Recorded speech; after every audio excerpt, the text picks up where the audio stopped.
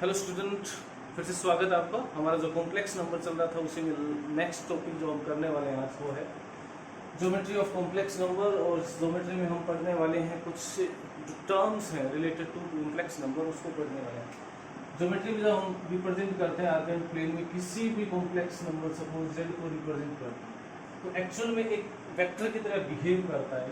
ये real axis, जिसको x axis बोल सकते हैं, ये पॉइंट मान लिया एक्स वाई है, तो इसको रिप्रेजेंट करने के लिए विद रिस्पेक्ट टू ओरिजिन ये आप इमेज में लिख सकते हो।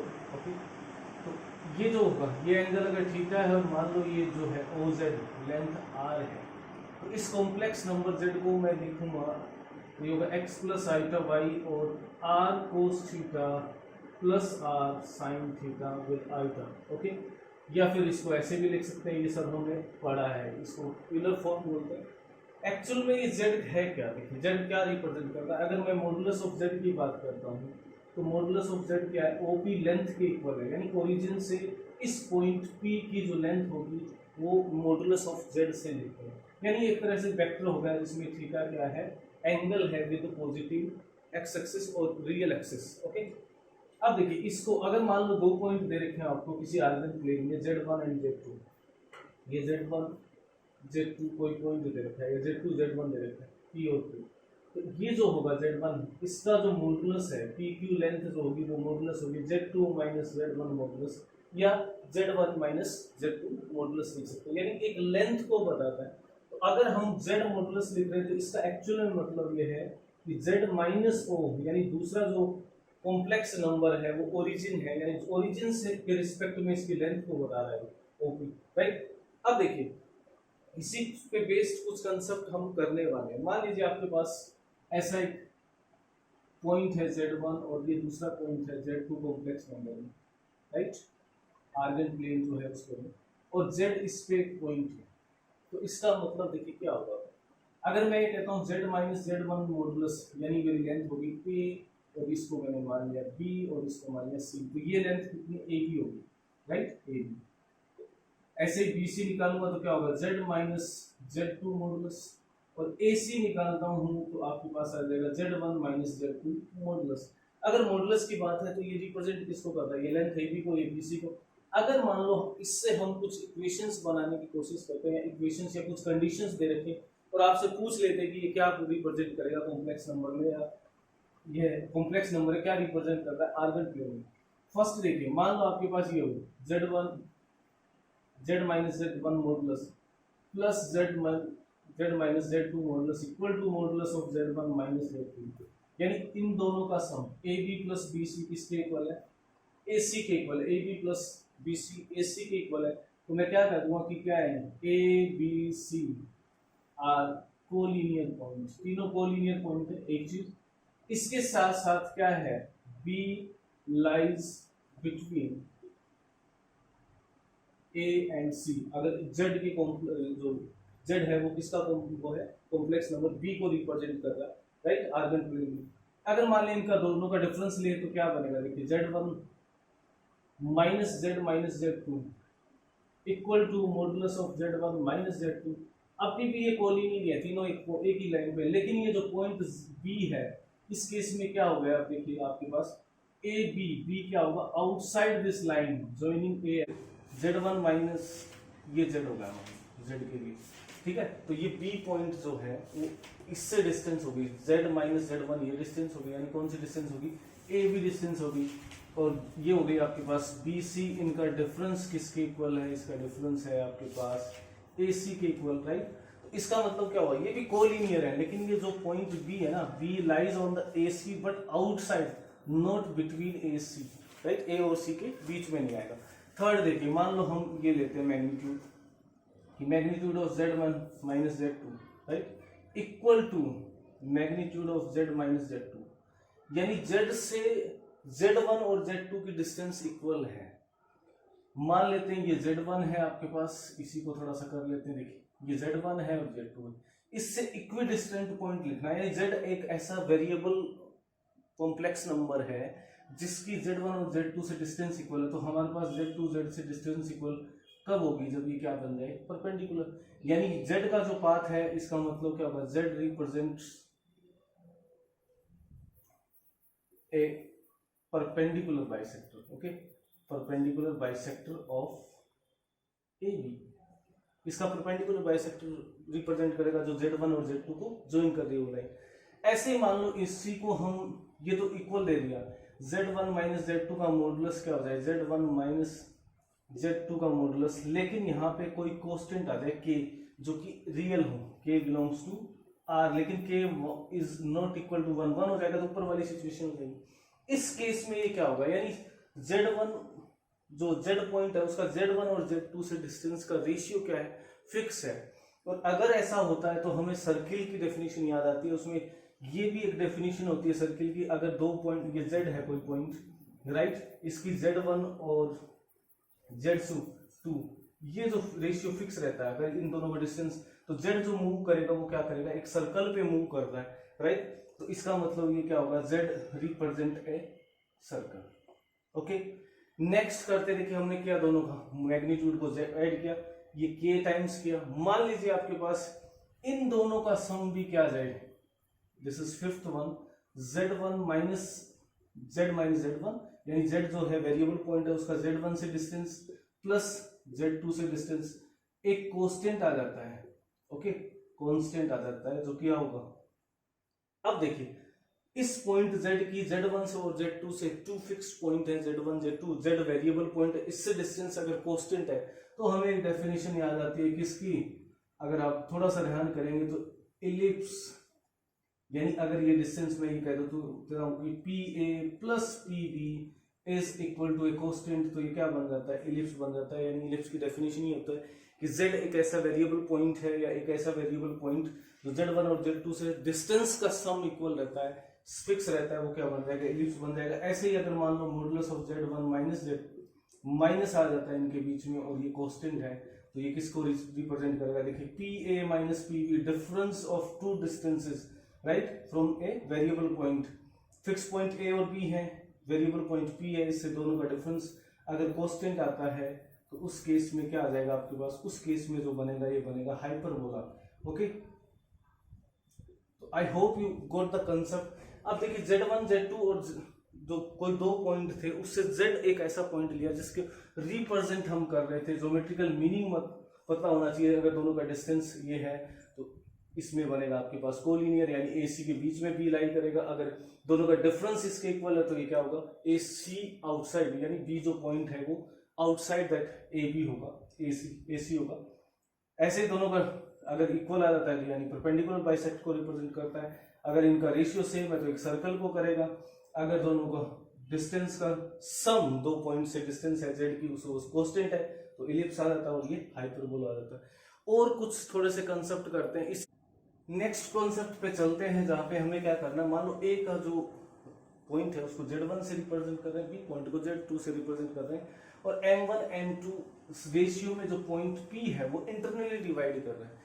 तो P के जो कोऑर्डिनेट होंगे या P का जो एफेक्स बोलते हैं, ठीक है, एफिक्स ऑफ P, यानी P किससे रिप्रेजेंट होगा, वो क्या बन जाएगा, जैसे हमने सेक्शन फॉर्मूला पहले पढ़ा सेम वैसे ही होगा, M1 Z2 plus M2 Z1 divided by M1 plus M2 रहेगा। अगर एक्सटर्नली है ये तो इंटरनली होगा आपके पास रेशियो, यानी अगर पॉइंट क्या है बिटवीन A और B है, राइट, पॉइंट P मान लो बाहर होता तो उसके लिए एफेक्स ऑफ P बन जाएगा M1 Z2 minus M2 Z1 upon M1 minus M2, ये रिजल्ट आ जाता है अगर वो क्या है एक्सटर्नली है।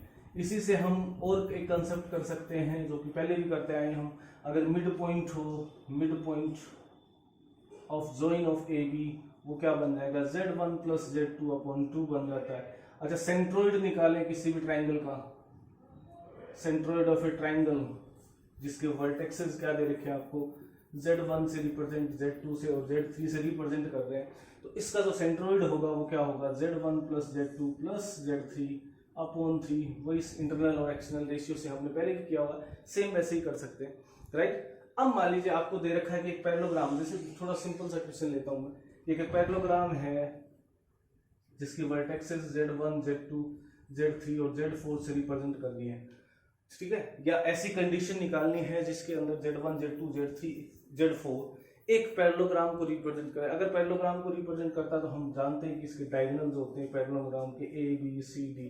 मान लो पैरेललोग्राम है, इसके डायगोनल क्या कर सकते हैं, बाइसेक्ट करते हैं। तो बाइसेक्ट मतलब BD का मिड पॉइंट O होगा, AC का भी मिड पॉइंट O होगा, यानी मैं क्या करूं, AC का मिड पॉइंट निकालता हूं, मिड पॉइंट ऑफ AC और मिड पॉइंट ऑफ BD दोनों क्या होंगे, सेम होंगे। और सेम होंगे तो देखिए AC का मिड पॉइंट क्या निकलेगा, Z1 प्लस Z3, जो सिंपल ही पहले भी करते आ रहे हैं हम, Z2 प्लस Z4 अपॉन 2। यानी अगर ये पैरेललोग्राम है Z1 Z2 Z3 Z4 points, अगर 4 पॉइंट्स हैं आर्गन प्लेन में, अगर पैरेललोग्राम बना रहे हैं तो हमारे पास क्या कंडीशन होनी चाहिए, यानी Z1 plus Z3 must be equal to Z2 plus Z4। ये कई बार पूछ लेते हैं, ठीक है। मान लीजिए आपको दे रखा है कि Z1 Z2 Z3 are the vertexes of a triangle, ठीक है, और Z उसका सेंट्रोइड हो, उसकी कंडीशन क्या होगी, राइट। Z क्या है, Z is the centroid of triangle. तो फाइंड द कंडीशन इसलिए है कि find the condition for that Z1 Z2 Z3, right, representing the vertexes of a triangle and Z is centroid. तो condition निकालनी है, तो सेंट्रोइड को रिप्रेजेंट करेगा तो Z1 plus Z2 plus Z3 upon 3 क्या हो जाएगा, इक्वल टू Z। या मैं ऐसे लिख दूं इसको, Z1 plus Z2 plus Z3 minus 3Z equal to 0। तो अगर ऑब्जेक्टिव टाइप क्वेश्चन होता है उसमें कई बार ऑप्शंस में पूछ लेते हैं कि एक ट्रायंगल है जिसके वर्टेक्सेस Z1 Z2 Z3 से रिप्रेजेंट हो रहे हैं, तो और Z उसका क्या है, या Z0 मान लो, अगर Z0 उसका सेंट्रोइड है, राइट, तो ये कंडीशन आपके पास होगी, राइट। अब देखिए एक और क्वेश्चन करते हैं। मान लो आपको दे रखा है कि एक इक्विलैटरल ट्रायंगल है, ट्रायंगल, ओके गुड। अब इस इक्विलैटरल ट्रायंगल के दो वर्टेक्स दे रखे हैं आपको, Z1 Z2। थर्ड निकालना है, ABC, थर्ड निकालना है, जबकि इसका सेंट्रोइड कहाँ पे है, ओरिजिन पे है। तो ओरिजिन पे है तो हमें पता है कि इसको अगर Z मान लें, इसके वर्टेक्स C को, तो हमें पता चल जाएगा कि okay Z1 plus Z2 plus Z upon 3 क्या होना चाहिए, 0 होना चाहिए। यानी Z1 प्लस Z2 क्या हो जाएगा, Z हो जाएगा, माइनस Z या प्लस Z इक्वल टू 0 हो जाएगा। यानी Z क्या होगा, Z1 प्लस Z2 दोनों का सम हो जाएगा। यानी थर्ड वर्टेक्स जो बनेगा वो क्या होगा, दोनों का सम होगा। कैसे, देखिए अगर ये सेंट्रोइड 0 पे है, मान लो आपको Z1 दे देते 1 माइनस आइटा और इसको दे देते 3 प्लस 2 आइटा, तो Z क्या हो जाएगा, Z उस केस में हम डायरेक्ट निकाल सकते हैं, कंफ्यूज होने की जरूरत नहीं है, दोनों कॉम्प्लेक्स नंबर को ऐड कर देंगे और ये बन जाएगा Z1 क्या, 1 minus iota plus 3 plus 2 iota, और ये बन जाएगा 4 प्लस आइटा। ये Z यानी थर्ड वर्टेक्स को रिप्रेजेंट करेगा अगर ये सेंट्रोइड है। और इक्विलैटरल ट्रायंगल है तो एक और कंडीशंस हम आगे वाले वीडियो में करेंगे, जहां पे हम रोटेटिंग एरो की बात करेंगे, ठीक है, यानी कॉम्प्लेक्स नंबर को रोटेट करते हैं तो इक्विलैटरल ट्रायंगल की एक बड़ी और इंटरेस्टिंग सी कंडीशन होती है। आई hope you got the concept, okay. एक छोटा सा और कंसेप्ट हम करने वाले हैं, वो क्या है, देखिए इक्वेशन ऑफ सर्किल की बात करेंगे। इक्वेशन ऑफ सर्किल कैसे निकालेंगे, सर्किल का क्या होता है, हमें पता है कि ये मान लो इसका सेंटर है जिसको Z0 से रिप्रेजेंट कर दिया, Z एक वेरिएबल पॉइंट है P, और इन दोनों के बीच में डिस्टेंस जिसको मैं R लिख सकता हूँ, रेडियस R है या A लिख देते हैं कई बार। तो हमें पता है कि O इसका सेंटर है, तो OP कितना है, OP डिस्टेंस बता रहा है किसके बीच में, Z0 और Z में। तो ये डिस्टेंस क्या होती है, अभी हम कर रहे थे Z0, और ये क्या होगी, फिक्स होगी, और वो फिक्स वैल्यू क्या है, R है। ये किसी भी कॉम्प्लेक्स प्लेन में Z माइनस Z0, इसको ऐसे लिख देता हूँ, OP को हटा देते हैं, ये किसी भी सर्कल का इक्वेशन बता रहा है, और इसमें Z0 क्या है, उसका सेंटर है। अगर मान लो इसको मैं जनरल फॉर्म में लिखता हूँ, जैसे हमने रियल नंबर्स में पढ़ते, ax² plus ay² plus 2fx plus 2gy plus c equal to 0। ये जनरल फॉर्म है किसी भी सर्कल की जब हम रियल नंबर की बात करते हैं। अब कॉम्प्लेक्स नंबर में अगर इस फॉर्म में रिप्रेजेंट करना चाहूँ तो क्या होगा, अगर इसका सेंटर, एक चीज और ध्यान रखना, अगर सेंटर 0 पे होगा तो Z मॉडुलस इक्वल टू, यानी Z माइनस 0 हो जाएगा, उसके इसमें सेंटर 0 है, राइट, इक्वल टू मान लो कुछ भी दे रखा R, तो उस केस में सेंटर क्या होगा, 0। यानी Z मॉडुलस इक्वल टू एक कांस्टेंट नंबर, ये हमेशा एक सर्कल को रिप्रेजेंट करता है जिसका सेंटर 0 पे है, राइट। जैसे मान लो हम एक सेंटर एग्जांपल लेते हैं, मान लो Z0 ये दे रखा हो 2 प्लस आइटा, अभी इसको भी करने वाले हैं 2 प्लस आइटा, और ये Z है आपके पास, इसकी इक्वेशन क्या होगी सर्कल की, तो वो लिखेंगे हम Z minus 2 plus iota, okay. This is z minus 2 plus iota modulus equal to, मान लो रेडियस 5 है तो इक्वल टू 5 लिख दूंगा। This is the equation of circle. अब मान लो इसको जनरल फॉर्म में लिखते हैं तो देखिए z minus z0 equal to r, this is the equation. जब अभी मतलब कर रहे थे, अब जनरल फॉर्म में करना तो इसका स्क्वायर कर देते, मॉडुलस है तो स्क्वायर करना ही होता है, ये हमें भी पता है। तो इसका स्क्वायर का मतलब क्या होगा, z0 into z minus z0 बार, जिसको अलग अलग भी लिख सकते हो, equal to r square. r radius है, पूरे पे कॉन्जुगेट लेते हैं अलग अलग लेते हैं, वो दोनों एक ही बात है, ये हम पहले भी कर चुके। तो ये बन जाएगा आपके पास z बार, इसको इंटू कर रहा हूँ, माइनस z0 z बार, अब इसको इंटू करेंगे minus z0 bar z, okay, और माइनस में आ जाएगा z0 bar equal to 0, right. अब देखिए ये जो इक्वेशन है जनरल इक्वेशन है हमारे पास कॉम्प्लेक्स प्लेन में या कॉम्प्लेक्स नंबर्स में या आर्गेड प्लेन में जब हम बात कर रहे हैं तो ये एक सर्कल को रिप्रेजेंट करता है, राइट। ये क्या आ गया आपके पास, z मॉडुलस स्क्वायर होता है, ये हमें भी पता है, minus z0 z bar minus z0 bar z minus z magnitude square equal to r square, right. Okay, I hope you got the concept. इससे हमें क्या वैल्यू मिलेगी, यानी मैं अगर इसको थोड़ा सा रिप्लेस कर दूं, थोड़ा सिंपल फॉर्म में लिख दूं, तो ये बन जाएगा मेरे पास z0 बार, ओके, इसी को लिख रहा हूं, प्लस a z बार, जहां पे a कॉम्प्लेक्स नंबर है, z माइनस z0 उसमें, प्लस ओके z0, राइट। इसको z0 को तो हम क्या लिख देंगे, a बार लिख देंगे। मैंने क्या किया है, z0 को रिप्लेस किया है माइनस z0 को, एक नया कॉम्प्लेक्स नंबर माना a, राइट। तो इससे बन गया ये देखिए plus a z0 a bar z minus इस पूरे टर्म को, ये कांस्टेंट टर्म होगा, इसको मैं मान लेता हूं c इक्वल टू 0। ये क्या है आपके पास किसी भी आर्गेंड प्लेन में सर्कल की इक्वेशन है, राइट। जहां पे सेंटर क्या होगा, सेंटर देखिए, सेंटर क्या लिया था हमने, z0 लिया था, z0 कौन सा होगा, यानी ये वाला टर्म होगा, यानी माइनस a कॉम्प्लेक्स नंबर है, उसको माइनस a कर दो। रेडियस क्या होगी, रेडियस पहले भी कर चुके हैं हम, under root a modulus square, जो माइनस a है, right, plus c, okay, minus c होता है, अगर ये प्लस है तो ये क्या हो जाएगा माइनस c, ओके। अगर उस साइड प्लस है तो ये माइनस की जगह प्लस हो जाएगा, वो उसके अपोजिट साइन लेते हैं, या हम इसमें भी करते थे ना, एफ स्क्वायर प्लस जी स्क्वायर माइनस सी का अंडर रूट, यही रेडियस होती है। तो सेम ऐसे इसमें भी हो जाता है। तो कई बार पूछ लेते हैं, जैसे इक्वेशन दे दिया आपको, मान लो ये कह दिया कि z z bar minus 3 plus iota z bar plus 3 minus iota z, okay, plus 9 equal to 0 या 2 इक्वल टू 0 लिख लो। ये एक सर्कल है, राइट। इस सर्कल का 1 ले लीजिए, माइनस 1 ले लीजिए, माइनस 2 कर लीजिए। इस सर्कल का सेंटर क्या होगा, सेंटर क्या होगा, जेड बार के साथ जो टर्म आ रहा है, सेंटर देखिए, इसका सेंटर क्या बनेगा, इसका negative minus of minus 3 plus iota, यानी जो कॉम्प्लेक्स नंबर है वो क्या आ जाएगा 3, okay, minus 3 of this is minus, तो 3 प्लस आयोटा क्या है, इसका अपोजिट साइन लिया, सेंटर आ गया।